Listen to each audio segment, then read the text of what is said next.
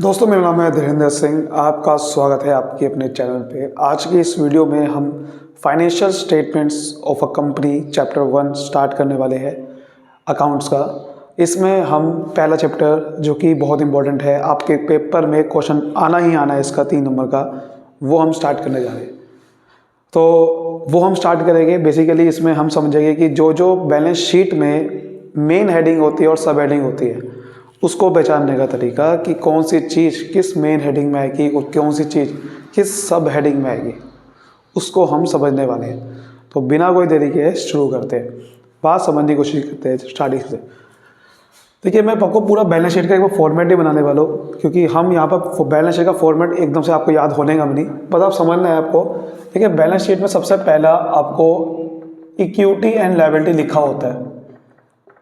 Company के balance sheet में equity and liabilities लिखा होता है सबसे पहले, और उसके अंदर जो सबसे पहले जो हेडिंग होती है उसे बोलते हैं शेयर होल्डर फंड्स। ठीक है, शेयर होल्डर फंड। और इसके अंदर क्या क्या आता है, जैसे कि सबसे पहले आता है शेयर कैपिटल, फिर आता है हमारा रिजर्व्स एंड सरप्लस, और फिर आता है हमारा money received against share warrant. ठीक है, ये सब चीज़ आती है। अब देखो, ये जो होता है ना, ये जो फर्स्ट पॉइंट से लिखा हुआ है, इसे बोलते हैं हम मेन हेडिंग। इसे हम मेन हेडिंग बोलते हैं, मेन हेड इसे हम बोलते हैं। ठीक है, बात समझ रहे, या मेजर हेड बोल सकते हो उसे आप। तो ये जो शेयर होल्डर फंड आपको, यानी कि जितने भी 1 2 3 4 5 लिखने वाला हूँ मैं, वो सब क्या है, मेन हेडिंग है। और मेन हेडिंग के अंदर जो ABC लिखा हुआ है, ये सब हमारी सब हेडिंग होती है। ये सब हमारी सब हेडिंग होती है। तो अब आपको ये समझने वाली बात ये है कि क्वेश्चन जो है इसमें ये पूछेगा कि कौन ये जो आइटम है ये किस मेन हेडिंग में आएगा और किस सब हेडिंग में आएगा। ठीक है, ये समझने वाले हैं। तो बेसिकली ये तो मेन हेडिंग है, ये सब हेडिंग है।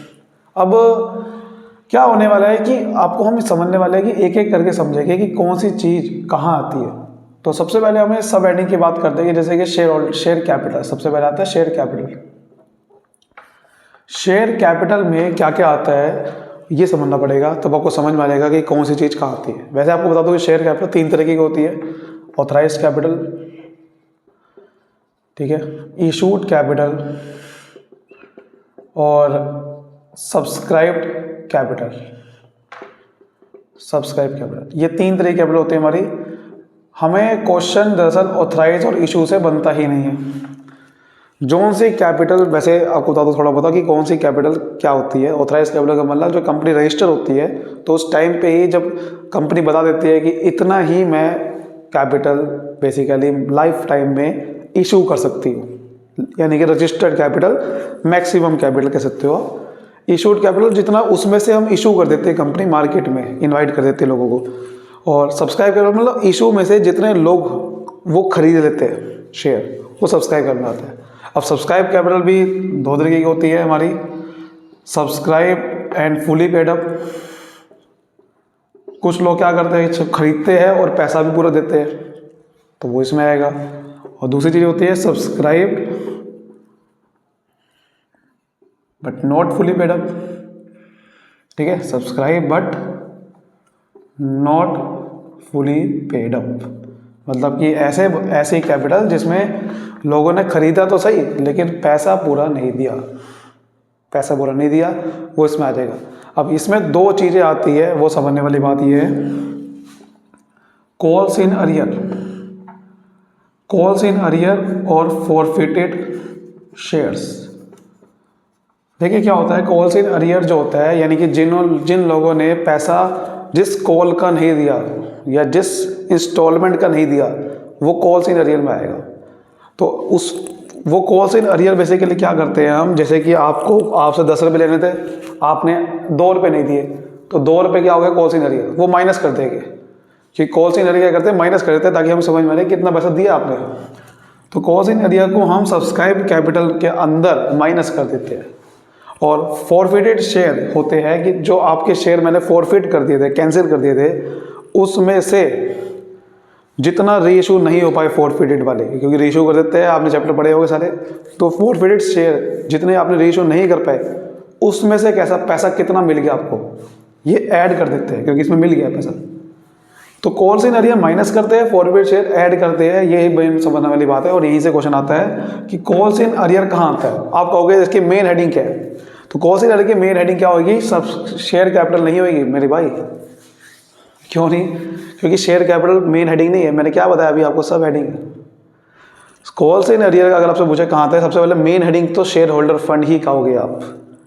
सब्सक्राइब कैपिटल में आती है ये वैसे, लेकिन इसकी मेन हेडिंग क्या कहोगे, शेयर होल्डर फंड। सब हेडिंग क्या कहोगे, सब हेडिंग आप शेयर कैपिटल कह सकते हो, क्योंकि सब हेडिंग क्या है, शेयर कैपिटल। बट हम लिखेंगे क्या, क्योंकि शेयर कैपिटल के अंदर एग्जैक्टली तो आता नहीं कि कौन सी जगह, ये तो माइनस करते हैं। तो क्या बोलोगे आप, शेयर कैपिटल के अंदर माइनस करते हैं, लेकिन ये भी सही नहीं साउंड हो रहा, क्योंकि शेयर कैपिटल के अंदर माइनस कहाँ करते हैं ये बताना बहुत जरूरी है। तो क्या बोल सकते हो, शेयर कैपिटल के अंदर ये सब्सक्राइब्ड कैपिटल के अंदर माइनस करता है, तब हमें सही समझ में आएगा। अच्छा, क्योंकि सब्सक्राइब कैपिटल शेयर कैपिटल में आती है। तो कॉल्स इन अरियर की सब हेडिंग क्या बोलोगे आप, ये सब्सक्राइब कैपिटल में माइनस करते हो as a way of deduction in subscribe capital. Forfeited share add करते हैं, तो आप बोलोगे ये सब्सक्राइब कैपिटल के अंदर ऐड करते हैं as a way of addition in subscribe capital. दोनों की main heading share holder fund ही का होगा। बात समझ में आ गई है। तो ये था हमारा कि calls in arrear forfeited share के बारे में। चलिए आगे बात करते हैं। अब बात करते हैं दूसरी चीज की, दूसरे सब हेडिंग की, उसका नाम है रिजर्व्स एंड सरप्लस।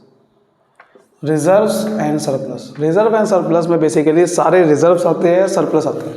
अब रिजर्व्स कोई भी हो सकता है, यानी कि एनी टाइप ऑफ रिजर्व कह सकते हो, any reserve that can be anything, मतलब कुछ भी हो सकता है वो, जैसे capital reserve, debenture redemption reserve, ठीक है, कोई भी जनरल रिजर्व, कैपिटल रिजर्व, कुछ भी हो सकता है वो रिजर्व। वो कोई भी रिजर्व हो, साथ में अगर रिजर्व लिखा आ गया आप समझ जाओ कि कहाँ आएगा, रिजर्व एंड सरप्लस में आएगा। बट कुछ में ऐसे रिजर्व भी होते हैं जिसका नाम में रिजर्व नहीं लिखा होता, वो भी समझ लेना उसमें क्या क्या होता है। जैसे कि सिक्योरिटीज प्रीमियम, अब इसके साथ आपको रिजर्व लिखा हुआ नहीं है, बट ये भी एक रिजर्व होता है। आपको याद होगा शायद, नहीं आपको नहीं पता होगा शायद, सिक्योरिटी प्रीमियम रिजर्व अकाउंट लिखते थे पहले एंट्री में, बट अब हम सारी सिक्योरिटी प्रीमियम अकाउंट लिखते हैं, ठीक है। और एक और रिजर्व होता है शेयर्स ऑप्शन आउटस्टैंडिंग अकाउंट, तो ये भी एक रिजर्व है। शेयर ऑप्शन आउटस्टैंडिंग अकाउंट मतलब जैसे आपका मार्केट में शेयर की वैल्यू बढ़ गई है बट एक्चुअल में कम थी, बट उसकी वजह से आपका जो फायदा हो रहा है उसका हमने रिजर्व बन गया शेयर ऑप्शन आउटस्टैंडिंग अकाउंट, ये भी एक रिजर्व होता है। तो ये आपको समझ लेना है कि बाकी कोई जितने भी एग्जाम के साथ रिजर्व आ गया सब इसमें आएगा। यानी कि अगर आप कोई रिजर्व है, मान लो आपको पूछेगा कि कैपिटल रिडेम्पशन रिजर्व कहाँ आता है, तो आप बोलोगे उसका main heading share holder fund है, main heading share holder fund ही रहेगी। सब हेडिंग क्या बोलूँगा, रिजर्व्स एंड सरप्लस, ये सब हेडिंग। सिक्योरिटीज प्रीमियम कहाँ आता है, main heading share holder fund, सब हेडिंग रिजर्व एंड सरप्लस। समझ रहा है ये बात। अब बात करते हैं सरप्लस की। तो सरप्लस का मतलब यही है कि प्रॉफिट, जो भी कंपनी ने साल में प्रॉफिट कमाया, कई बार ऐसे लिखा होगा सिंपल सा मतलब कि surplus that is balance in statement form, मतलब प्रॉफिट एंड लॉस अकाउंट में, statement of profit and loss account में जो बैलेंस है वो सरप्लस होता है। तो अगर वो सरप्लस है, प्रॉफिट है, मतलब यहाँ आएगा। अच्छा, ये लिखा हुआ नेगेटिव बैलेंस, मतलब कि प्रॉफिट एंड लॉस में स्टेटमेंट ऑफ प्रॉफिट लॉस में नेगेटिव लॉस हो रखा है, तो लॉस हो रखा है, ये लॉस कहते हैं इसे। ये भी इसकी सब हेडिंग रिजर्व में सरप्लस रहेगी, main heading share holder fund रहेगी। ठीक, क्लियर हो गया। ये बात समझनी बस कि सरप्लस या लॉस इधर ही आएगा, बाकी आपको समझ में आ चुका है। ये इतना सिंपल है। अगर मैं तीसरी चीज़ की बात करूँ, money receive against share warrant, इसकी कोई भी बेसिकली क्वेश्चन नहीं आता है, और ये बस इसको समझने वाली बात है। भाई होता क्या है, बस होता भी क्या है कि ये भी पूछने वाला कोई नहीं है, फिर भी शेयर वारंट बेसिकली क्या होता है कि जिसको आप बाद में शेयर में कन्वर्ट कर सकते हो। शेयर क्या, शेयर सर्टिफिकेट में बेसिकली क्या होता है, शेयर वारंट जो है ना इजीली ट्रांसफर कर सकते हो आप किसी को भी। मतलब शेयर वारंट जो होते हैं, जिसके पास शेयर वारंट होता है उसका नाम कंपनी में रजिस्टर नहीं होता, क्योंकि शेयर वारंट किसी को भी ट्रांसफर करो वो शेयर होल्डर बन जाएगा। तो अगर शेयर वारंट से पैसा मिला हुआ आपको, money receive against share warrant, तो वो क्योंकि वो आगे जाके कोई ना कोई इसका शेयर होल्डर बन जाएगा, वो शेयर वारंट जो कोई किसी को कन्वर्ट करने वाला है शेयर कैपिटल में, शेयर सर्टिफिकेट में, तो वो क्योंकि आगे जाके शेयर होल्डर फंड का ही हिस्सा बनने वाला है, इसलिए शेयर वारंट का जो पैसा है वो अलग से दिखाना पड़ेगा कि हाँ जो शेयर वारंट का पैसा है वो बेसिकली शेयर होल्डर का ही पैसा है, पर दिखाना पड़ेगा अलग है सब हेडिंग में। बस ये है, इसका कोई भी अंदर कोई चीज़ नहीं है, जैसे कि इसके अंदर चीज़ थी, इसलिए उसका क्वेश्चन नहीं आता कभी। ठीक है, नेक्स्ट बात करते हैं अब नॉन करंट लायबिलिटी में क्या क्या आता है। तो नॉन करंट लायबिलिटी की बात करते हैं, क्या क्या आता है उसमें। तो देखिए, नॉन करंट लायबिलिटी की बात करें तो यानी कि ऐसी लायबिलिटी जो कि जिसका पैसा मुझे 1 साल के बाद पे करना है, वो नॉन करंट लायबिलिटी होती है। तो बेसिकली इसके अंदर आपका सबसे पहले जो आती है वो आती है long term borrowing, long term borrowings. ठीक है, और उसके बाद उसके अंदर बात करें और क्या क्या आता है। वैसे अगर आप तो ये दूसरी हेडिंग नहीं है नॉन करंट लायबिलिटी, ये तीसरी हेडिंग है सब हेडिंग में, सब हेडिंग की तीसरी हेडिंग है। क्यों, बात समझो बात के। देखो होता क्या है, ये एक और हेडिंग है आपकी सब हेडिंग, उसे बोलते हैं शेयर एप्लीकेशन मनी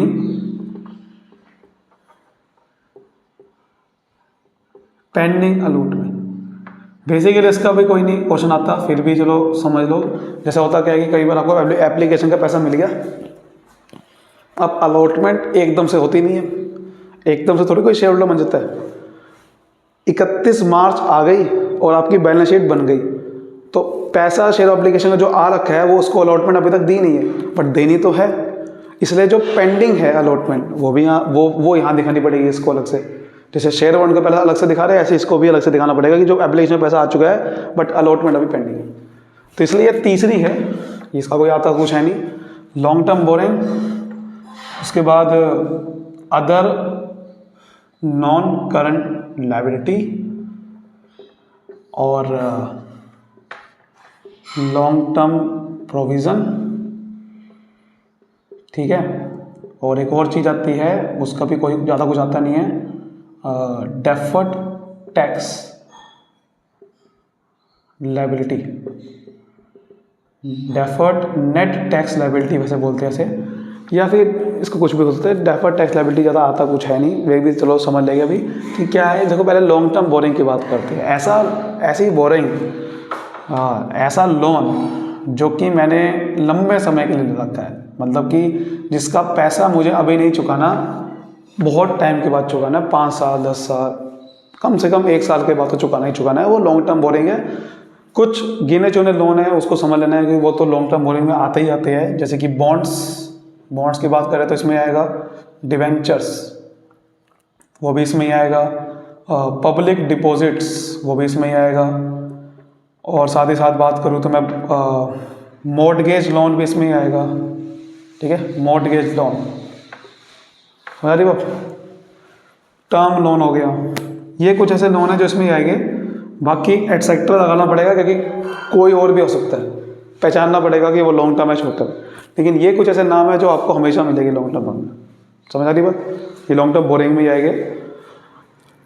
उसके बाद अगर बात करूँ तो अदर नॉन करंट लायबिलिटी की, अदर नॉन करंट लायबिलिटी में क्या क्या आएगा, जैसे कि कोई प्रीमियम मिला आपको, प्रीमियम पेबल ऑन रिडेम्पशन और डिवेंचर। आपने डिवेंचर चैप्टर पढ़ा ही होगा, अभी आप इस बुक में आए होगे या फिर सीधा मुझे नहीं पता, बड़ा होगा तो बहुत समझ के हो गया, क्योंकि उसमें टॉपिक था रिडेम्पशन प्रीमियम पे होता है, तो उसका अकाउंट पहले से खोलना पड़ता है क्योंकि लायबिलिटी होती है वो, कि अगर आपको पैसा प्रीमियम में लौटाना है तो वो लायबिलिटी है, premium payable on redemption debenture, उसको अदर नॉन करंट लायबिलिटी पे करना पड़ेगा क्योंकि वो लंबे समय की लायबिलिटी है, तो ये समझना पड़ेगा। ये यहीं पे आएगा। या फिर कई बार क्या होता है, कुछ ट्रेड पेबल्स होते हैं, ट्रेड पेबल वैसे तो करंट होते हैं, लेकिन अगर वो भी लॉन्ग टर्म है, यानी कि ऐसे ट्रेड पेबल लिखा हुआ है जिसका 12 महीने के बाद देना है, 12 महीने के बाद, तो वो अदर में आ जाएगा, फिर अदर में आ जाएगा वो।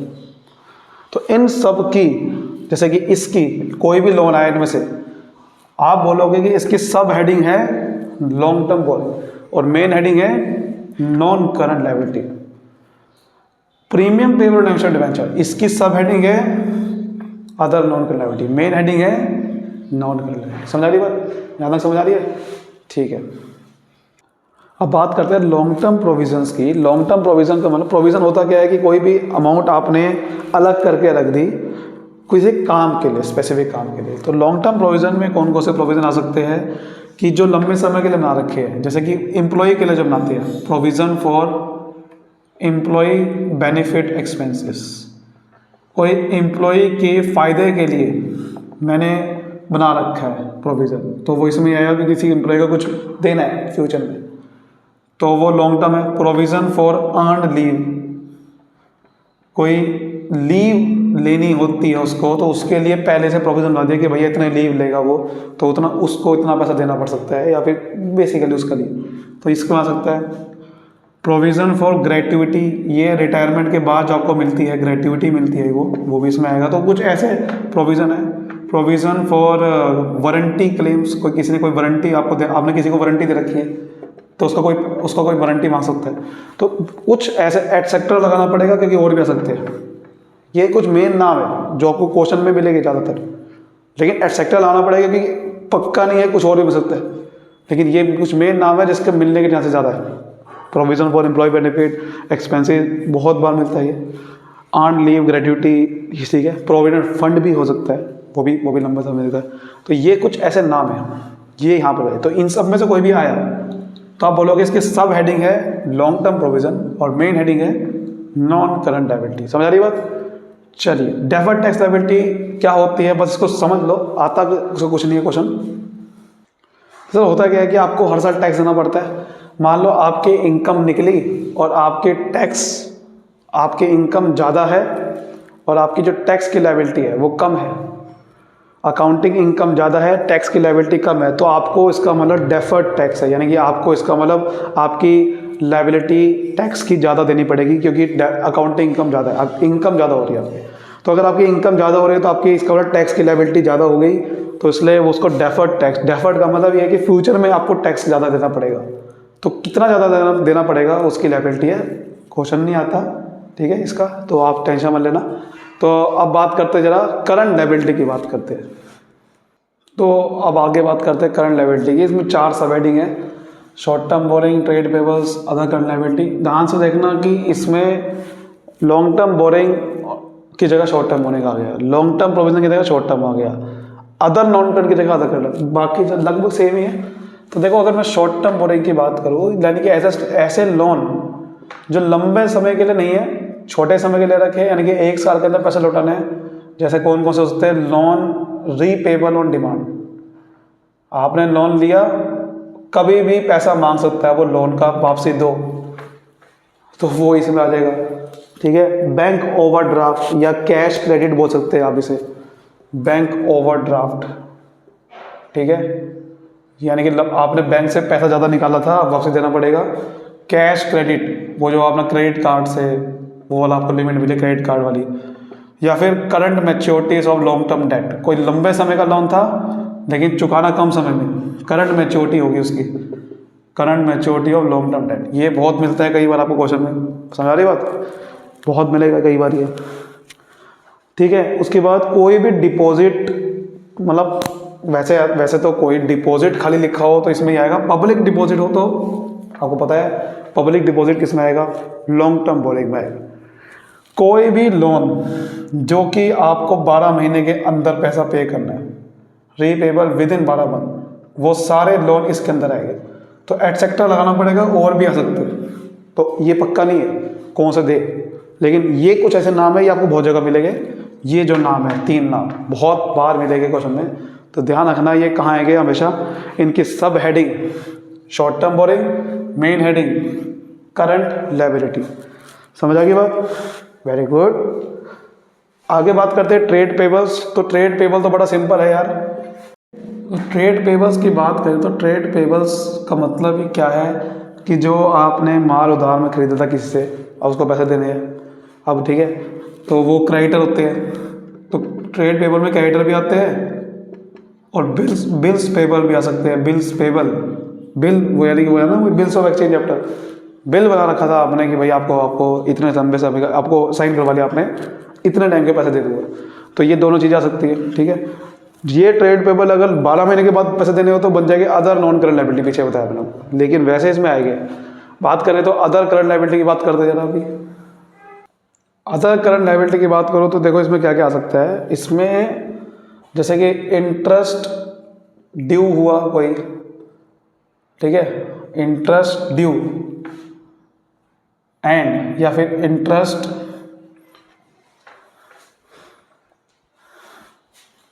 लायबिलिटी की बात करें तो क्या हो सकता है, जैसे कि इंटरेस्ट कोई एक्रूड है लेकिन ड्यू नहीं हुआ, मतलब इंटरेस्ट पे करना था, डेट नहीं आई अभी। ये भी हो सकता है कि कोई इंटरेस्ट एक्रूड है बट ड्यू भी हो चुके हैं, एंड ड्यू, कोई लोन के ऊपर इंटरेस्ट देना था और उसकी डेट भी निकल गई, कुछ भी हो सकता है। इंटरेस्ट इज ऑलवेज, इंटरेस्ट की पेमेंट 1 साल के अंदर देनी पड़ती है, तो इसलिए ये आएगा करंट, अदर करंट लायबिलिटी में, ध्यान रखना बात। और बात करें, कोई इनकम एडवांस में मिल गई, इनकम रिसीव्ड इन एडवांस, चाहे इनकम मिली या कोई भी पैसा, ये भी ध्यान रख लो कि एडवांस मिल गया कोई भी, तो आएगा भाई साहब इसके अंदर ही, ध्यान रखना बात। एडवांस मिल गया कोई भी, चाहे वो कॉल्स इन एडवांस क्यों ना हो, आपको अगर शेयर होल्डर्स, शेयर वालों से, सब्सक्राइबर वालों से एडवांस में कॉल का पैसा मिल गया तब भी इसमें आएगा। तो पैसा एडवांस में मिले आएगा तो अदर करंट लायबिलिटी में।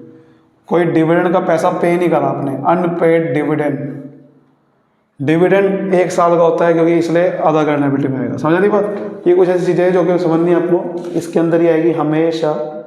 और भी चीज़ें आ सकती है, जैसे कि अगर कोई आपको प्रोविडेंट फंड पे करना है, ध्यान रखना, पे करना है, प्रोविडेंट फंड अगर पे करना है तो 1 साल के अंदर पे करना होता है, वो भी इसके अंदर आएगा। कोई भी आउटस्टैंडिंग खर्चा है, यानी कि कोई खर्चा पे करना था, करा नहीं है, आउटस्टैंडिंग रेंट, आउटस्टैंडिंग कुछ भी है, वो भी इसके अंदर आएगा। समझ गए बात को। ये भी चीज़ होती है। उसके बाद अगर मैं बात करूँ तो और भी चीज़ें आ सकती है, जैसे कि कोई एक्सेस एप्लीकेशन मनी रिफंड करनी है आपको, कोई एक्सेस एप्लीकेशन मनी रिफंडेबल, वो भी इसके अंदर आएगा। कोई एक्सेस पैसा एप्लीकेशन मनी की थी, वो आपको रिफंड करनी पड़ेगी, और साथ में उसका इंटरेस्ट अगर कोई भी हो, एंड इंटरेस्ट देयर ऑन, वो भी इसके अंदर आएगा। समझ रहे बात को। ये सब चीज़ें।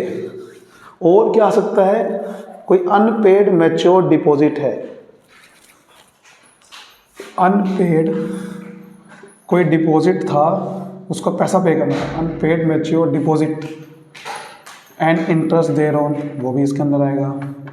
कोई अनपेड मैच्योर डिवेंचर, कोई डिवेंचर का पैसा अनपेड रह गया तो भाई साहब वो भी इसके अंदर आएगा। मैच्योर्ड होने वाले, मैच्योर्ड हो चुके हैं, ध्यान रखना बात, और उसके ऊपर कोई इंटरेस्ट भी हो, ठीक है। अनपेड मैच्योर डिवेंचर्स या फिर अनपेड मैच्योर डिपॉजिट, ये सब चीज़ें अदर करंट लायबिलिटी में, ध्यान रखना बात। कोई भी इसमें से मिल जाए, अदर करंट लायबिलिटी, सब heading, main heading current liability. बात करते हैं जरा शॉर्ट टर्म प्रोविज़न की। शॉर्ट टर्म प्रोविज़न वैसे तो आप समझ चुके होंगे, लॉन्ग टर्म प्रोविज़न में था पीछे। लॉन्ग टर्म प्रोविज़न बहुत कम है, तो अब लॉन्ग टर्म प्रोविज़न यहाँ रख लो, बाकी जो बचा वो शॉर्ट टर्म प्रोविज़न, खत्म बात है ना भाई। आप लॉन्ग टर्म प्रोविज़न याद रख लो, जो बाकी बचा सब शॉर्ट टर्म प्रोविज़न। वैसे आप समझना चाहो तो क्या कह सकता है, प्रोविज़न फॉर खर्चा, कोई भी मतलब नॉर्मल खर्चे का आपने प्रोविज़न बना रखा है, जैसे कि provision for rent, provision for salary, ये सब 1 साल के होते हैं। खर्चा 1 साल का होता है, तो अगर कोई 1 साल का खर्चा का प्रोविज़न है तो भैया वो शॉर्ट टर्म प्रोविज़न है। प्रोविज़न फॉर टैक्स, बहुत बार मिलेगा आपको क्वेश्चन में, टैक्स क्योंकि 1 साल का होता है, that means short term provision आएगा करंट लायबिलिटी में। समझ गए बात को। तो ये कुछ ऐसी चीज़ है बस, और ज़्यादा कुछ आता नहीं है। और बात करूँ तो बस यही आएगा ज़्यादातर आपको। किसी किसी बुक में other provision for employee benefit लिखा होता है, बट वो उसका वैसे वो लॉन्ग टर्म प्रोविज़न में आएगा अगर आपके सामने क्वेश्चन आया तो। ठीक है, तो आज की वीडियो में हमने लायबिलिटी को ख़त्म कर दिया है। अगली वीडियो में हम एसेट्स की बात करेंगे कि एसेट्स के मेन हेडिंग क्या है, सब हेडिंग क्या है। बाकी चाहते हो कि मैं इसकी कुछ वीडियोस बनाऊँ तो क्वेश्चंस की वीडियो बनाऊँ तो आप कमेंट कर सकते हो। तब तक के लिए मिलते हैं, बाय बाय, थैंक यू।